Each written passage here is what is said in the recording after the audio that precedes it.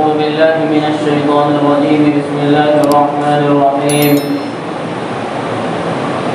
ألم تر كيف فعل ربك بأصحاب الفيل ألم يجعل كيدهم في تضليل وأرسل عليهم طيرا أبابيل ترميهم بحجارة من سجيل فجعلهم كعصف مأكول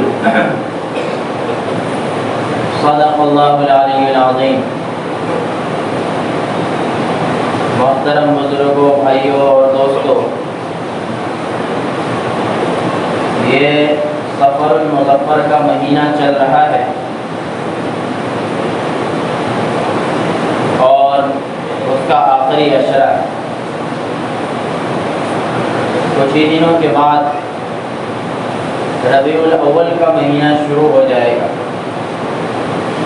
آپ جانتے ہیں کہ ربیع الاول کا وہ مبارک مہینہ ہے جس میں آقا انعامدار تاجدار بطحا احمد مجتبی محمد مصطفیٰ صلی اللہ علیہ وسلم کی ولادت کا سعادت ہوئی۔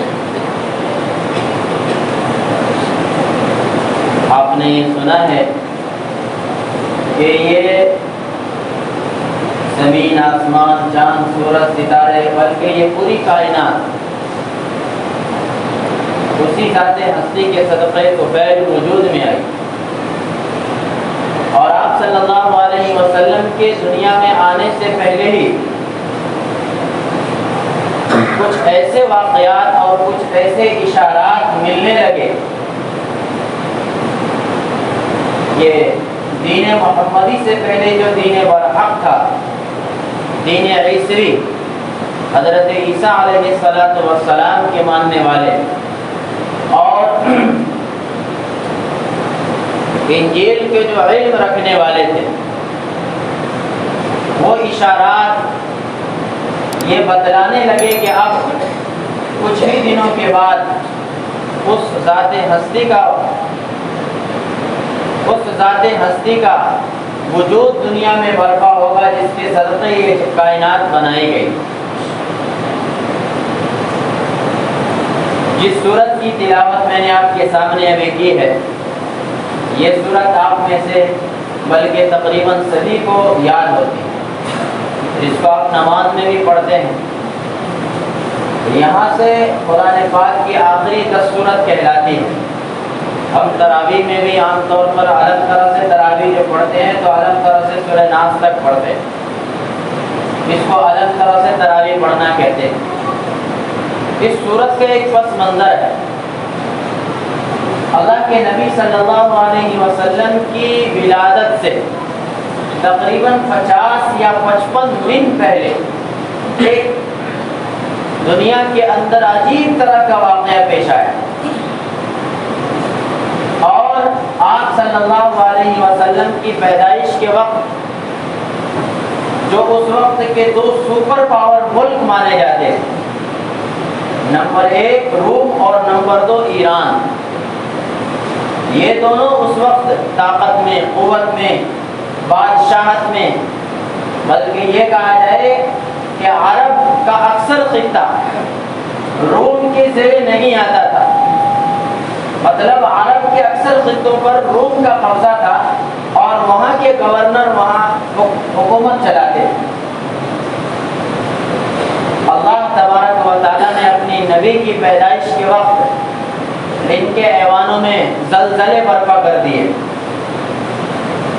ظاہر ہے کہ حضرت عیسیٰ علیہ السلام کا دور بہت پیچھے جا چکا تھا، اور حضرت عیسیٰ کی قوم بت پرستی کے اندر تقریباً مبتلا ہو گئی اور آگ کی پرستش کرتی تھی۔ ہزار سال سے جہاں آگ جل رہی تھی، آقا انعامدار تاجدار بطحا کی پیدائش کے وقت وہ آگ بجھ گئی۔ جن محلات کو انہوں نے 23 سال کے عرصے میں تیار کروایا تھا، سونے، چاندی، ہیرے، جواہرات، بلند و بالا پرشکو عمارت بنوائی تھی، اس محل کے اندر زلزلہ برپا کر دیا۔ اور یہ سب اشارات ہیں۔ آپ علیہ السلام کے دنیا میں آنے سے پہلے جو واقعات پیش آئے، محدثین ان کو اپنی اصطلاح میں ارحاس کہتے ہیں۔ اسن کی جمع ہے یہ، اس کے معنی آتے ہیں سنگ بنیاد۔ مطلب یہ ہے کہ آپ صلی اللہ علیہ وسلم کی بنیاد دنیا کے اندر پڑنے والی ہے ظاہری طور پر، اور حقیقی طور پر تو دنیا کے بننے سے پہلے ہی آپ صلی اللہ علیہ وسلم کو اللہ تبارک و تعالیٰ نے اپنے نام کے ساتھ اس ہستی کا نام ملایا۔ تو ان کو محدثین اپنی اصطلاح میں ارہاس کہتے ہیں۔ انہی میں سے ایک واقعہ اصحاب فیل ہے، اور یہ واقعہ آپ صلی اللہ علیہ وسلم کی پیدائش سے بعض روایات کے مطابق 50 دن پہلے اور بعض روایات کے مطابق 55 دن پہلے پیش آیا۔ یمن کے اندر ایک بادشاہ تھا، اس کا نام تھا ذو نواس، اور یہ قوم حمیر کا بادشاہ تھا۔ یہ اعلیٰ درجے کا سرکش اور عیاش اور خواہش پرست انسان تھا۔ سورہ بروج کے اندر اللہ تبارک و تعالیٰ نے اس کا ایک واقعہ بیان فرمایا کہ اس وقت کے جو کلمہ گو انسان تھے تقریباً 2000 لوگ، اور یہ چونکہ مشرک تھا، اور ظاہراً مشرک تھا لیکن یہ یہودی تھا، حضرت موسیٰ علیہ السلام کے دین کو ماننے والا تھا، اس وجہ سے یہ نصارہ کو دیکھنا نہیں چاہتا تھا۔ تو اس وقت کے جو نصرانی تھے، حضرت عیسیٰ کے دین پر جو تھے، اس وقت وہی دین برحق تھا۔ تو تقریباً 2000 لوگوں کو اس نے زبردستی یہودی بنانے کی کوشش کی۔ جب وہ لوگ ان کے دین میں داخل نہیں ہوئے تو اس نے ایک بہت لمبے فاصلے تک بہت بڑا گڑھا کھلوایا، اور اس گڑھے کے اندر آگ جلائی، اور آگ جلانے کے بعد اس کے اندر تقریباً اس وقت کے 2000 لوگوں کو آگ کے اندر ڈال کر کے جلایا۔ وَالسَّمَاءِ ذَاتِ الْبُرُوجِ وَالْيَوْمِ الْمَوْعُودِ وَشَاهِدٍ وَمَشْهُودٍ، اس صورت کے اندر اسی واقعے کے طرف اشارہ ہے۔ یہی بادشاہ، اس کا نام ذو نواس تھا، اور اس نے نصارہ کے اوپر بہت زیادہ ظلم کیا۔ جب اس آگ کے اندر سے ایک آدھ لوگ بچ گئے تو یہ لوگ پہنچے اپنے بادشاہ کے پاس، شاہ حبشہ کے پاس، اور شاہ حبشہ کے پاس پہنچ کر کے انجیل دکھلائی کہ دیکھو اس بادشاہ نے انجیل جلا دی، اور ہم لوگوں میں سے 2000 لوگوں کو زندہ آگ کے اندر جلا دیا، آپ ہماری مدد کیجیے۔ تو اس نے شاہ حبشہ نے ابرہہ کو خط لکھا اور کہا کہ تم ذو نواس سے مقابلہ کرنے کے لیے جاؤ، ایک لشکر جرار تیار کرو، اور ابرہہ اور اس کے ساتھ ارہاد یا ارباد نام ہے، دونوں کو لشکر جرار دے کر کے اور ذو نواس کے مقابلے میں بھیجا۔ جب یہ لوگ وہاں گئے تو ان کی فتح ہوئی، اور ذو نواس کی شکست ہو گئی، اور وہ بھاگا اور دریا میں ڈوب کر کے مر گیا۔ اب یہ جو ابرہہ تھا، اس کا پورے ملک یمن پر قبضہ ہو گیا۔ ملک یمن کا اس وقت جو دارالسلطنت تھا وہ صنعا کہلاتا، وہاں قبضہ ہو گیا، اور اس نے اپنے ساتھی کو دغا بازی سے اور چال بازی سے، جو ارباد تھا اس کو بھی قتل کر دیا، اور تنہا حکومت کا مالک ہو گیا۔ اسی وقت سے اس کی چال بازی شروع ہوئی۔ اس نے اس وقت وہاں پہ ایک کنیسہ بنایا، اور کنیسہ بہت عالی شان بنایا۔ بنانے کے بعد اس نے دیکھا کہ یمن کے لوگ اور پوری دنیا کے لوگ خانہ کعبہ کی طرف حج کرنے کے لیے جاتے ہیں، اس کی زیارت کرنے کے لیے جاتے ہیں، تو کیوں نہ میں ایک عالی شان خانہ کعبہ اپنے یہاں بنوا لوں، تاکہ لوگ مکہ مدینہ نہ جائے بلکہ یہاں آ کر کے حج کیا کرے۔ عالی شان بنایا، روایتوں کے اندر ہے کہ اتنا اونچا بنایا کہ اس کو دیکھنے کے لیے آدمی سر اٹھاتا تھا تو سر پہ سے ٹوپی گر جاتی۔ اس نے یہ سمجھا کہ کسی عالی شان عمارت کا نام شاید کہ خانہ کعبہ ہو، اس لیے اس نے بہت عالی شان کعبے کی شکل میں عمارت بنائی، اس کے اندر ہیرے جواہرات اور دنیا بھر کی قیمتی چیزیں جڑ دیے، اور پوری سلطنت کے اندر یہ اعلان کروا دیا کہ آئندہ سال کوئی بھی مکہ مکرمہ حج کرنے کے لیے نہیں جائے گا، بلکہ یہاں جو کعبے کی تعمیر ہوئی ہے اس کا طواف کرے گا اور اس کا حج کرے گا۔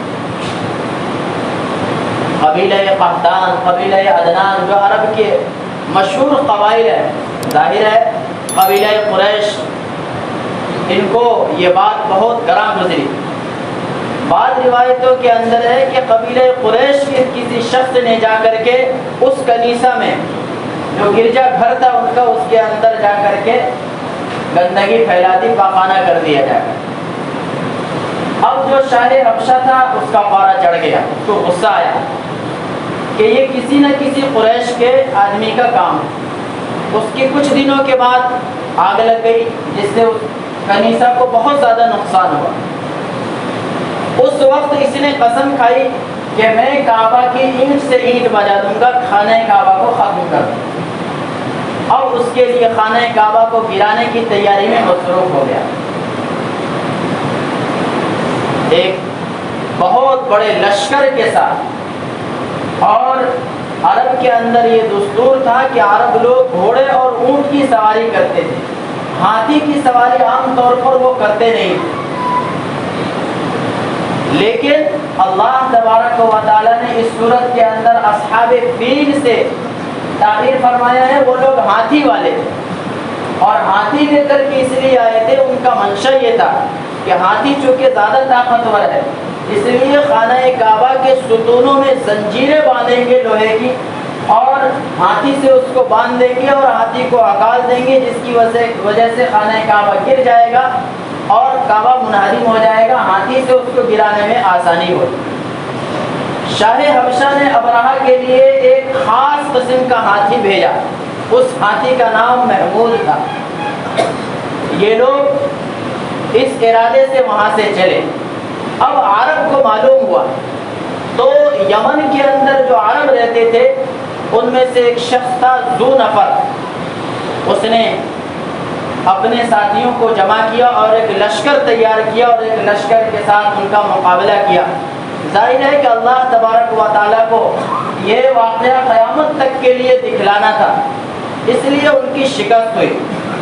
پھر وہ لوگ آگے چلے مقام خثعم پر پہنچے، وہاں پر آ کر کے نفیل بن حبیب نامی شخص ان اپنے پورے قبیلے کے ساتھ ان کا مقابلہ کیا، لیکن ان کی بھی شکست ہو گئی، اور انہوں نے پہلے ذو نفر نامی شخص کو قتل کر دیا، اور دوسرا قبیلہ خثعم کا جو سردار تھا نفیل بن حبیب، اس کو گرفتار کر لیا اور کہا کہ ہم مکہ مکرمہ خانہ کعبہ کو ڈھانے کے لیے جا رہے ہیں اور تم کو راستہ معلوم ہے، اس لیے اس کو راستہ بتلانے کی غرض سے قید کر لیا اور اپنے ساتھ رکھا۔ یہ شخص ان کے ساتھ برابر آتا رہا۔ جب ان کا قبیلہ طائف پہنچا تو طائف میں ایک لات نامی بہت بڑا بت خانہ انہوں نے بنایا تھا طائف والوں نے، اور ان کا سردار تھا ابو رغال۔ طائف والوں کو پچھلا واقعہ دونوں معلوم ہو چکا کہ دو قبیلہ والوں نے ان سے مزاحمت کی اور دونوں کو شکست ہو گئی، اور طائف والوں نے یہ سوچا کہ ہمارے اندر اتنی قوت نہیں ہے کہ ہم ان لوگوں سے مقابلہ کریں، اس لیے ان لوگوں نے ان کے سامنے یہ پیشکش رکھی کہ ہمارے جو سردار ہیں ابو رغال، یہ آپ کو راستہ بتلانے میں مدد کریں گے، اور آپ سے ہماری یہ شرط ہے کہ آپ جو ہمارا بت خانہ ہے لات نامی بت خانہ، اس کو نہ چھیڑیں، ہم آپ سے جنگ نہیں کریں۔ طائف والوں سے یہ معاہدہ ہو گیا، انہوں نے مان لیا اور آگے قبیلہ چلا۔ تقریباً وادی محصر میں پہنچ کر کے اس نے ابرہہ نے عبد المطلب کے پاس پیغام بھیجا عناتہ نامی سفیر کے ساتھ۔ وہ عبد المطلب کے پاس آئے، اور اس سے پہلے وہاں پہ عبد المطلب کے کچھ ایک وادی میں اونٹ چل رہے تھے، تقریباً 200 اونٹ شاہ حبشہ نے ان کا گرفتار کر لیا اور اپنے قبضے میں لے لیا، اور عبد المطلب کو خبر بھیجی کہ ہم تم سے جنگ کرنا چاہتے ہیں، ہم تم سے جنگ تو نہیں کرنا چاہتے، ہم خانہ کعبہ کو گرانے کی غرض سے آئے ہیں، اگر تم ہمارے راستے میں نہیں آؤ گے اور خانہ کعبہ گرانے دو گے تو ہم تمہیں کوئی نقصان نہیں پہنچائیں گے، لیکن اگر تم ہمارے راستے میں آؤ گے تو ظاہر ہے کہ پہلے ہم تم سے مقابلہ کریں گے، اس کے بعد خانہ کعبہ کو گرائیں گے۔ عبد المطلب ابرہہ کے پاس گئے، سفیر کے ساتھ اور ترجمان کے ذریعے سے بات ہوئی۔ عبد المطلب یہ جو تھے ذو وجاہت شخص تھے، روب دار شخص۔ روایتوں کے اندر ہے کہ کوئی شخص دیکھتا تھا بڑے سے بڑا بادشاہ تو اس کے دل میں عبد المطلب کی ہیبت طاری ہو جاتی۔ اور اسی جگہ مفسرین لکھتے ہیں اور مورخین لکھتے ہیں کہ کیوں نہ ہو، جبکہ اس قبیلے کے اندر اور اس خاندان کے اندر اللہ تبارک و تعالیٰ نے نبی آخر الزمان کو رکھا ہے۔ تو ذو وجاہت شخص تھے، روبدار شخص تھے۔ جب عبد المطلب ابرہہ کے پاس پہنچے تو چونکہ وہ اپنے تخت پر بٹھانا ان کو گوارا نہیں کیا، اس لیے وہ خود اتر کر کے زمین پر بیٹھا اور عبد المطلب کو اپنے برابر میں بٹھایا۔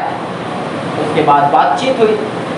عبد المطلب نے کہا کہ بھائی میرے تم نے 200 اونٹ پکڑ لیے ہیں، میں ان کی بات کرنے کے لیے آیا۔ شاہ حبشہ کہنے لگے کہ بڑی عجیب بات ہے، تمہارے گھر پر ہم تمہارے کعبہ کے اوپر ہم حملہ کرنے کے غرض سے آئے ہیں، ہم نے خبر بھی بھیجی، اور تم ہو کہ صرف اونٹ کی بات کرنے کے لیے آئے ہو۔ عبد المطلب کہنے لگے انا رب الابل، میں تو صرف اونٹوں کا مالک ہوں۔ وللبیت رب سیمنعہ، اور خانہ کعبہ بیت اللہ کا جو ہے وہ ایک طاقتور رب ہے، اللہ تبارک و تعالیٰ اس کی حفاظت کرے گا۔ میں تو اونٹوں کا مالک ہوں، میرے اونٹ تم نے پکڑ لیے ہیں، میں اونٹوں کو چھڑانے کے لیے صرف آیا ہوں۔ اس نے کہا کہ ٹھیک ہے، اونٹ کو ہم چھوڑ دیتے ہیں۔ 200 اونٹ کو چھوڑ دیے۔ عبد المطلب آئے واپس خانہ کعبہ میں اور خاندان قریش کو جمع کیا، اور خاندان قریش کو جمع کرنے کے بعد خانہ کعبہ کے چاروں طرف دیوار پکڑ کر کے خوب دعائیں کی اللہ تعالیٰ سے۔ عبد المطلب نے ان سے کہہ دیا تھا کہ دیکھو یہ اللہ کا گھر ہے، ابراہیم علیہ السلام نے اس کی تعمیر کی ہے، اگر اس کے اوپر حملہ کرو گے تو اللہ تعالیٰ اس کی حفاظت کرنا جانتا ہے۔ تو شاہ حبشہ نے کہا تھا کہ آج تمہارے رب کے گھر کو مجھ سے کوئی نہیں بچا سکتا۔ یہ وارننگ اور دھمکی شاہ حبشہ کی طرف سے۔ عبد المطلب آئے، خاندان قریش کو جمع کیا، اور قریش کو جمع کرنے کے بعد خانہ کعبہ کے چاروں طرف لپٹ گئے اور اللہ تبارک و تعالیٰ سے خوب دعائیں کی۔ یہاں پہ ایک بات سمجھنے کی ہے کہ خانہ کعبہ کے اندر خود تو بت رکھے ہوئے تھے، اور وہ لوگ ایک خدا کو چھوڑ کر کے 365 360 بتوں کی عبادت کرتے تھے۔ اللہ تبارک و تعالیٰ چاہتے تو ان بتوں کو نیست و نابود کر دیتے، اس لیے کہ خدا کے گھر میں غیر اللہ کی عبادت ہو رہی۔ اس کا جواب اسی میں ہے کہ وہ لوگ روئے گڑ گڑائے، اللہ سے دعائیں کی کہ یا اللہ ہم کمزور ہیں، ہم ان سے مقابلے کی طاقت نہیں رکھتے، تو تیرا گھر ہے تو حفاظت فرما۔ اس کے بعد صبح ہوئی، صبح کو شاہ حبشہ نے حملے کی تیاری شروع کی، اور عبد المطلب اپنے سارے لوگوں کو لے کر کے پہاڑیوں کے اوپر چلے گئے اور کہا کہ دیکھو اللہ تبارک و تعالیٰ، اور ان کو یقین ہو گیا کہ یقیناً اللہ تبارک و تعالیٰ ان کی مدد کرے گا اور اپنے گھر کی حفاظت کرے گا۔ اب ادھر حملے کی فل تیاری، ہاتھی کو جو محمود نامی ہاتھی تھا، سب سے زور آور ہاتھی، طاقتور، اس کو یہ جو شخص آئے تھے ان کے ساتھ گرفتار ہو کر کے نفیل بن حبیب یہ آگے بڑھے اور ہاتھی کے کان میں آہستہ سے کہا کہ تم جہاں سے آئے ہو وہیں چلے جاؤ، یہ اللہ کا گھر ہے۔ روایتوں کے اندر آتا ہے کہ ہاتھی اپنی جگہ سے اٹھا نہیں، لاکھ ہاتھی بانوں نے کوشش کی کہ کسی طریقے سے اس کو خانہ کعبہ کی طرف ہکالا جائے۔ وہ بڑے بڑے بھالوں کے ذریعے سے، تیر کے ذریعے سے ہاتھی کو مارا گیا، لیکن ہاتھی ٹس سے مس نہیں ہوا، اپنی جگہ سے ہلا نہیں۔ پھر اس کو یمن کی طرف ہکانے کی کوشش کی، خانہ کعبہ کو چھوڑ کر کے 3 طرف ان کو چلانے کی کوشش کی جاتی تھی، ہاتھی کو فوراً اٹھ کر کے چلنے کے لیے تیار ہو جاتا، لیکن خانہ کعبہ کی طرف جیسے ہی چلانے کی کوشش کی جاتی تھی فوراً ہاتھی بیٹھ جاتا۔ لاکھ کوشش کے باوجود ہاتھی اٹھا نہیں۔ ادھر اللہ تبارک و تعالیٰ نے یہ انتظام فرمایا کہ سمندر کی طرف سے چند پرندوں کو بھیجا، اور ہر پرندے کے ساتھ 3 کنکری، جس کو سنگ ریزے بولتے ہیں، پتھر کے چھوٹے چھوٹے ٹکڑے ہیں۔ قرآن نے کہا ہے بِحِجَارَةٍ مِّن سِجِّيلٍ، اس کا مطلب ہوتا ہے کہ گیلی مٹی ہو، اور گیلی مٹی کو پکا دی گئی ہو، اور پکانے کے بعد جو شکل بنتی ہے مٹی کی، اس شکل کی مٹی رہی ہو۔ ایک پرندے کے ساتھ 3 کنکر، ایک چونچ میں اور 2 پنجوں میں، غول کے غول، جھنڈ کے جھنڈ اللہ تبارک و تعالیٰ نے بھیجے۔ اسی کو اللہ تبارک و تعالیٰ نے کہا أَلَمْ تَرَ كَيْفَ فَعَلَ رَبُّكَ بِأَصْحَابِ الْفِيلِ، اے مخاطب کیا تو نے نہیں دیکھا کہ تیرے رب نے ہاتھی والوں کے ساتھ کیا کیا؟ اب پرندوں نے کیا کام کیا؟ غول کے غول، جھنڈ کے جھنڈ۔ کبھی آپ نے آسمان پہ اگر غور کیا ہو تو آپ نے اس پرندوں کو دیکھا ہوگا کہ کبھی پرندے اڑتے ہیں اگر تو گروپ بنا کر کے اڑتے ہیں، اسی کو جھنڈ کا جھنڈ اور غول کے غول بولا جاتا ہے۔ روایتوں کے اندر ہے کہ یہ جو حملہ کرنے کے لیے آئے تھے پرندے اس کے اوپر چھا گئے، اور صرف ایک پرندہ 3 ہی کنکر پھینکا۔ کنکر اگر کسی آدمی کے سر کے اوپر لگتی تھی تو سر کو چیرتی ہوئی پورے بدن میں گھستی ہوئی زمین کے اندر گھس جاتی۔ اگر کسی ہاتھی کے اوپر کنکر گر تو وہ کنکر ہاتھی کے پورے جسم میں چھید کرتی ہوئی زمین کے اندر گھس جاتی۔ اللہ تبارک و تعالیٰ نے کنکر کے اندر یہ تاثیر پیدا فرمائی، وہ اللہ ہے۔ اللہ نے فرمایا أَلَمْ تَرَ كَيْفَ فَعَلَ، اے نبی جی کیا آپ نے نہیں دیکھا کہ آپ کے رب نے ہاتھی والوں کے ساتھ کیا کیا؟ ہاتھی والوں کے ساتھ یہ معاملہ کیا۔ یہ کیوں کیا؟ حضرت مولانا ادریس صاحب کاندھلوی نور اللہ مرقدہ نے معارف القرآن میں لکھا ہے کہ خانہ کعبہ کے اندر 360 بت پہلے سے رکھے ہوئے تھے، وہاں بھی خدا تبارک و تعالیٰ کو چھوڑ کر کے دیگر معبودان باطلہ کی عبادت کی جاتی تھی۔ وہاں پہ اللہ تبارک و تعالیٰ نے کفار مکہ کو یا کفار قریش کو کسی کو بھی ہلاک نہیں فرمایا، وہاں پہ صرف اللہ کو چھوڑ کر کے غیر اللہ کی عبادت کی جاتی تھی، اور یہاں اللہ کے گھر کی توہین کرنے کے لیے یہ لوگ آئے۔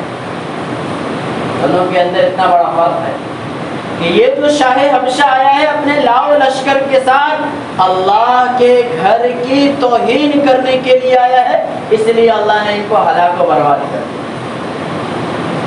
اس لیے فقہا نے مسئلہ لکھا ہے کہ کوئی شخص اگر نماز پڑھتا ہو اور ٹوپی کو بھی یہ سمجھتا ہو، ہلکی سمجھتا ہو ٹوپی کو کہ ٹوپی پہننا کیا چیز ہے، مطلب اس کے دل کے اندر ٹوپی کی بھی عظمت نہیں ہے، ٹوپی کو بھی تخفیف سمجھتا ہے، خیف علیہ الکفر، تو اس کے اوپر کفر کا اندیشہ ہے، اسلام سے خارج ہونے کا اندیشہ ہے۔ دین کی چھوٹی سی چھوٹی چیز کو مذاق سمجھنا یا ان کی توہین کرنا انسان کی ہلاکت کے لیے یہی کافی ہے۔